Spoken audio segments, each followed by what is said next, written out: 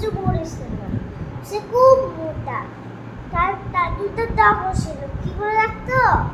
High high মোটু যখনই রাখতো এক দৌড় দিত। তারপরে হলো একদিন পুজো বুড়ি ডাকলো দুইটা দককে, দক আসলো। তারপরে বললো দককে, আমি এখন নাতির বাড়ি যাচ্ছি, তোমরা সাবধান থেকো, তোমরা কোথাও বাইরে কোথাও যেও না।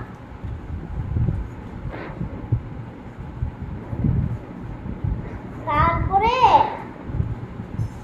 বললো তখন কোনো বিপদ হলে আমাদের ডাকবো, আমরা দৌড় মেরে আসবো। এই বই বুড়ি চললো, চলতে চলতে একটা বাঘ দেখতে পেলো। বাঘ বললো, আমি তোমাকে এখন খাবো। বললো, তুমি যদি এখন খাও তুমি পাবা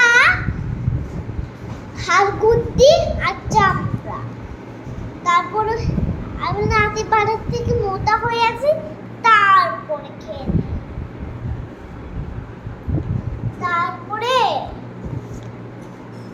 অনেকটা দূর হাঁটতে হাঁটতে সে ভাল্লুক দেখতে পেল। ভাল্লুক বলল, আমি তোকে খাবো। আমি বলল, তুই যদি এখন খাবি হাড্ডি কুড্ডি আর চামড়া। বলল, আমার চামড়া খেতে ভালোবাসে না। তারপরে যে নাতির বাড়ি ডাকলো, নাতির মা চলে আসলো, অনেক খেয়ে দিয়ে মোটা হয়ে গেল। বললো, এখন আমি যেতে পারবো না, আমাকে একটু কিছু দাও। দিল, তবে গোল করে চলে গেল। তারপরে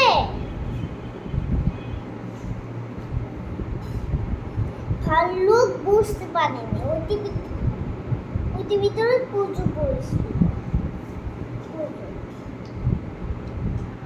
তারপর না খুঁজে পেয়ে হাঁটতে শুরু করলো। এইদিকে বাঘ দেখতে পেল, হাত পারলো, এই তো মনে হয় এটি ভিতরে মনে হয় পুজো পড়ে আছে। তারপরে খুলে গেছে, ডাকলো, দেখতো দৌড় মেরে একটা কুকুর এসে তাড়াই দিচ্ছে। তারপর বাঘ ভয়তে পালাইছে। তারপরে হলো তার ডাক বাসায় ফেললো। তারপর পুজো বুড়িটাও বাসায় ফেললো।